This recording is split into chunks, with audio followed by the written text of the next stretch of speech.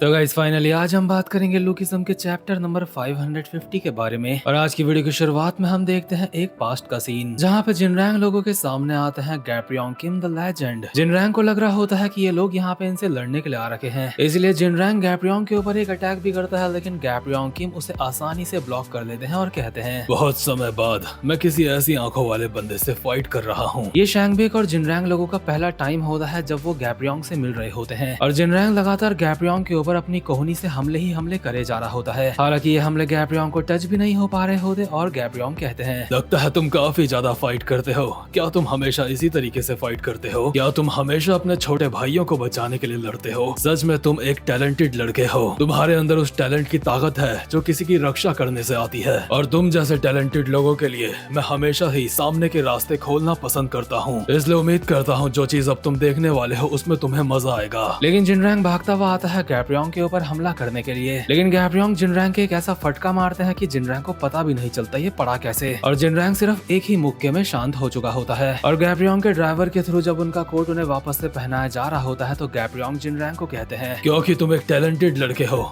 इसलिए लगता है तुम्हें इतनी ताकत दिखाना काफी था। तो ठीक है, आज के लिए बस इतना ही। मुझे तुम्हारे साथ सच में काफी मजा आया है और उम्मीद करता हूँ कि हम आगे चल के दोबारा से मिलेंगे। दरवाजा खुल चुका है, मतलब अंदर जाने का वक्त आ चुका है। और ये बात गैप्रियोंग ने जिनरैंग को भी कही होती है और अपने साथ के बंदों को भी कही होती है, क्योंकि गैप्रियोंग लोगों ने बुशान की गैंग का मेन दरवाजा बहुत ही बुरी तरीके से फोड़ दिया होता है। गैप्रियोंग और उनके साथ के जो दो बंदे हैं उन्हें ज्यादा फैंसी स्टाइल में नहीं दिखाया गया है, लेकिन इसके बावजूद भी इन लोगों का ऑरा ऐसा महसूस हो रहा होता है कि अगर इनके सामने पहाड़ भी होता तो ये लोग मुक्के से पहाड़ को फोड़ के भी पार चले जाते। और शायद इसीलिए पीटीजे यूनिवर्स का टॉप गैप्रियोंग किम को माना गया है। तो खैर गैप्रियोंग किम अंदर जाने के बाद क्या करते हैं ये चीज तो हमें नहीं बताई जाती, लेकिन इसके बाद हम देखते हैं बुशान गैंग के नंबर 1 और नंबर 2 को, जो कि जिनरैंग लोगों के पास आते हैं और कहते हैं कि आज के बाद से तुम यहाँ पे गेट कीपर का काम नहीं करोगे, तुम अब से डायरेक्टली हमारे लीडर के अंडर में काम करोगे। नंबर 1 वाला बंदा ये भी बताता है कि उनके अंडर में काम करना एक बहुत ही ज्यादा सम्मान की बात है, क्योंकि हमारे लीडर और कोई नहीं गैप्रियोंग किम के डिसाइपल है और तुम्हें उनकी सेवा का मौका मिला है, लेकिन तुम जैसे लोगों को तो उनसे बात करने का भी मौका नहीं मिलता, इसलिए तुम लकी हो। जिनरैंग लोगों ने गैप्रियोंग किम के बारे में तो पहले से ही सुना होता है, लेकिन अभी ये सुन के वो और ज्यादा हैरान हो जाते हैं। जो गेट में इनको बंदा मिला था यानी कि आदमी मिला था वो और कोई नहीं गैप्रियोंग किम ही थे। तो खैर इसके बाद ये तीनों गैप्रियोंग किम के असली डिसाइपल के पास जा रहे होते हैं उनके अंडर में काम करने के लिए, और शैंगबेक चलते चलते बोल रहा होता है तभी मैं बोलूं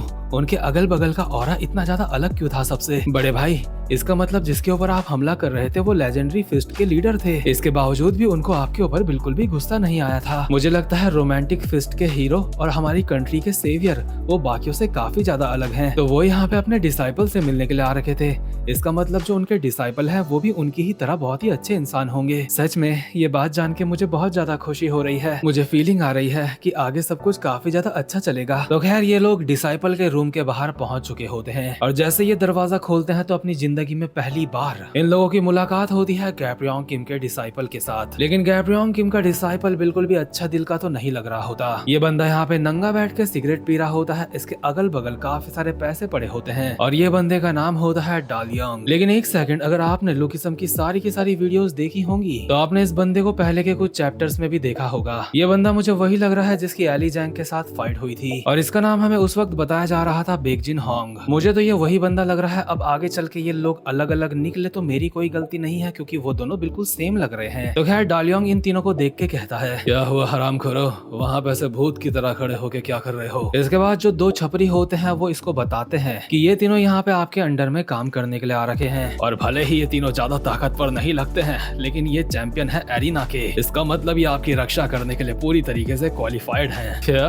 मुझे कब से बॉडीगार्ड्स की जरूरत पड़ने लगी? लेकिन गॉडफादर, इससे फर्क नहीं पड़ता कि आप कितने ज्यादा ताकतवर हो, आपको अपने साथ बॉडीगार्ड रखने चाहिए। आपको तो पता ही है हम सबके बॉस गैप्रियोंग किम भी कितने ज्यादा ताकतवर हैं, लेकिन उसके बावजूद भी उनके साथ बॉडीगार्ड्स रहते हैं। अब तो ऐसे बोलेगा तो मुझे मानना ही पड़ेगा। जी हाँ, और ये लोग सिर्फ आपके बॉडीगार्ड ही नहीं है, अब से ये आपके लिए हर काम करेंगे। डालियोंग जिनरैंग को कहता है, क्या सच में तुम मेरे लिए सब काम करोगे? जिनरैंग का जवाब भी ऑब्वियसली हाँ ही होता है, लेकिन ये हरामजादा डालियोंग अपना पैर आगे करके कहता है, अगर ऐसी बात है तो मेरे पैर चाटना स्टार्ट कर। अरे आ जाओ, सोच क्या रहे हो, इसमें मजा आएगा तुम्हें। शैंगबेक को तो यकीन नहीं आ रहा होता कि ये हरामखोर सच में उस महान इंसान का डिसाइपल है, और आखिर गैब्रियोंग किम जैसे इंसान ने अपना डिसाइपल ऐसे हरामखोर को चुना ही क्यों। पर आज के लिए यह हरामखोर जिनरैंग लोगों को माफ कर देता है और वो लोग पैर नहीं चाटते। इसके बाद सीन शिफ्ट होता है और हम देखते हैं एल ग्रुप के प्रेसिडेंट नैक्चुन ली को। ये बंदा भी डालियोंग के सामने गिड़गिड़ाते हुए बोल रहा होता है, प्लीज इसके बारे में एक बार फिर से सोच लो।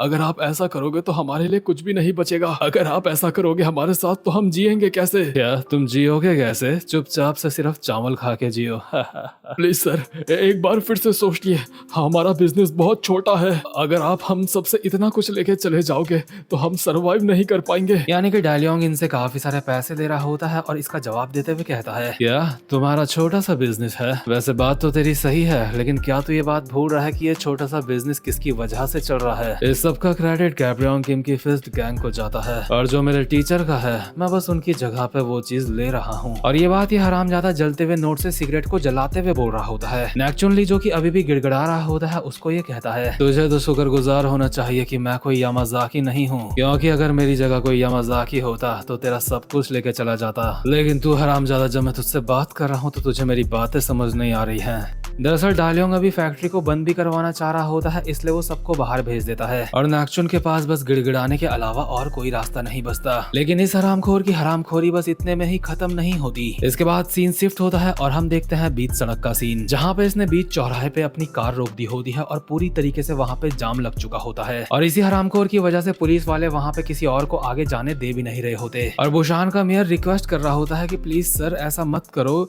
इससे लोगों को बहुत ज्यादा दिक्कत हो रही है, प्लीज। और लोग भी आपस में बातें करते हुए बोल रहे होते हैं, हे हमें जल्दी से यहाँ से निकलना होगा, ये तो वही पागल डालियोंग है, ना जाने अगर उसने हमें देख लिया तो हमारे साथ क्या करेगा। हाँ, उसको तो पुलिस भी कुछ नहीं कहती है। वही डालियोंग मेयर को बोल रहा होता है, क्या मेरी वजह से लोगों को दिक्कत हो रही है, लेकिन क्या तू मेरे लिए एक छोटे से जाम को हैंडल नहीं कर सकता? वैसे भी मेरे लिए कोई दिक्कत नहीं है, जो भी दिक्कत है वो तेरी है, मेरी नहीं।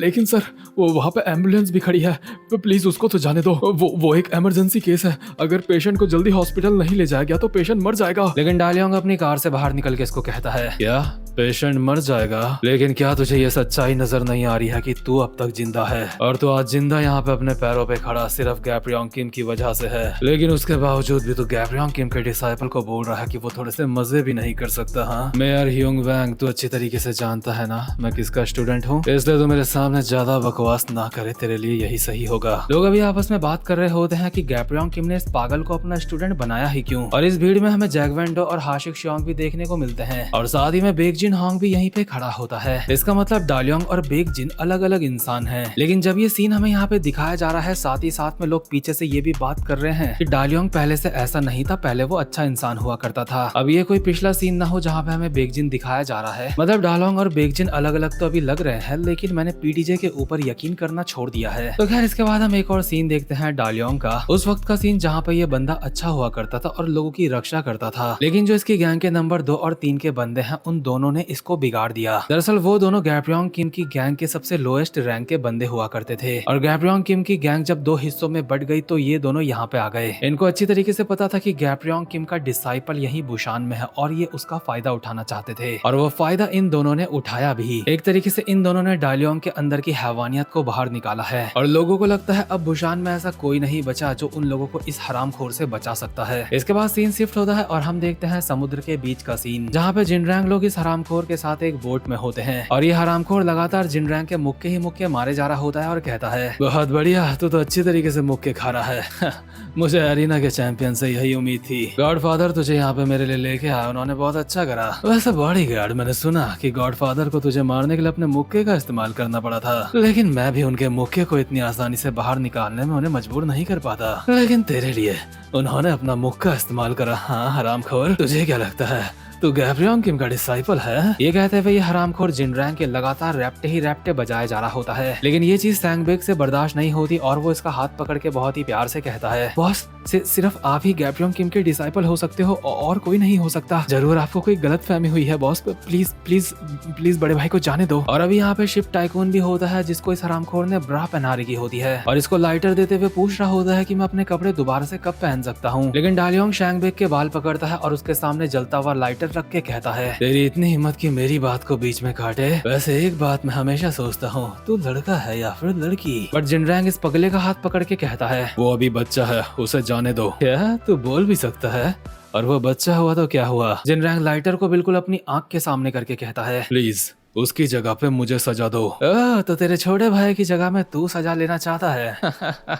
तुझे लगता है तो गैब्रियन किम है? हाँ, आज तो काफी मजा आने वाला है। जिनशॉक अभी पीछे से आ रहा होता है जिनरैंग का साथ देने के लिए, लेकिन जिनरैंग उसे इशारे से मना कर देता है और ऑब्वियसली ये इशारा सैंगबेक के लिए भी होता है, इसलिए ये लोग कुछ नहीं करते और ये हरामजादा जिनरैंग की आंख के नीचे जला देता है और इसीलिए फ्यूचर में हमें जिनरैंग की आंख के नीचे हल्का सा एक निशान दिखाई देता है। तो खैर इसके अगले सीन में डायोंग के साथ के बंदे उसको बता रहे होते हैं कि एक नया एरा स्टार्ट हो चुका है जहाँ पे किसी भी रीजन के बॉस को अब किंग कह के कहा जाता है और जितने भी रीजन्स के किंग हैं उनके बीच में पंगे होना स्टार्ट हो चुका है ताकि ये चीज साबित करी जाए कि ज्यादा ताकतवर कौन सा किंग है। लेकिन डायोंग दीवार में घुमा के एक मुक्का मारता है जिससे दीवार टूट जाती है और वो कहता है, मैं गैब्रियन किम का असली डिसाइपल हूँ, एक असली किंग। मुझ जैसा एक असली राजा उन फालतू के किंग से फाइट नहीं करेगा। ओए अरीना के चूहे, ये मामला मैं तेरे ऊपर सौंपता हूँ। मेरी जगह पे तू जाके सारे के सारे किंग्स को फाइट में हराएगा और अगर तू ऐसा नहीं कर पाया तो तू मारा जाएगा। इसके अगले सीन में जुनशॉक जिनरैंग को कहता है कि तुम्हें ये करने की कोई जरूरत नहीं है क्योंकि अलग अलग रीजन्स के किंग काफी ज्यादा ताकतवर है। अगर तुम उन सब के साथ फाइट करोगे तो ये किसी सुसाइड की तरह होगा, इसलिए तुम डायोंग को ये करने के लिए मना कर दो, ऐसा मत करो। लेकिन जिनरैंग ने बैग पैक कर लिया होता है और यहाँ से जाते हुए कहता है, लेकिन हम लोग कुत्ते हैं। सैंगबेक, जुनशॉक,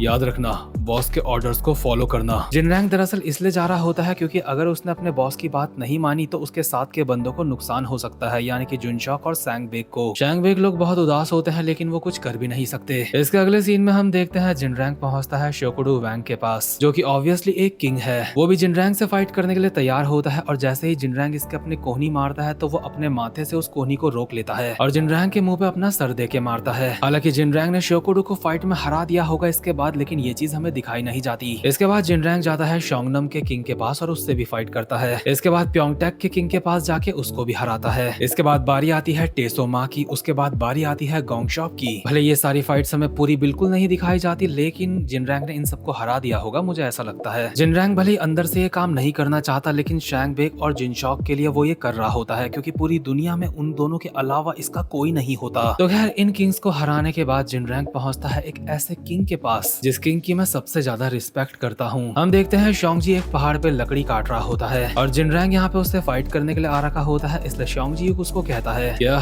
तुम मुझसे पूछ रहा है कि मैं यहाँ का किंग हूँ? क्या तुझे यहाँ पे शिनमुंग चियोन ने भेजा है मेरे लिए? मुझे नहीं पता कि वो कौन है, मैं बस यहाँ के किंग को हराने के लिए आया हूँ। अच्छा, या इसका मतलब यह है कि मुझे तुझसे फाइट करनी ही होगी। लेकिन एक बात मैं तुझे सीधे सीधे बता देता हूँ, मैं कभी भी किंग नहीं बना, बस लोग मुझे किंग कह के बुलाते हैं, मैंने कभी खुद को किंग नहीं कहा। और इसी के साथ ये वाला चैप्टर भी यहीं पे खत्म होता है। तो भाई लोग ये चैप्टर काफी सही था, हालांकि इस चैप्टर में हल्की फुल्की कंफ्यूजन्स हैं लेकिन वो जरूर आगे क्लियर हो जाएंगी। और वीडियो को लाइक और चैनल को सब्सक्राइब जरूर से कर लेना। अब मैं मिलूंगा आपसे अपनी नेक्स्ट वीडियो में, तब तक के लिए गुड बाय। और हाँ, इस चैप्टर के बेस पे एक थ्योरी वीडियो भी आएगी, उसे मेन चैनल पे जाके देख लेना।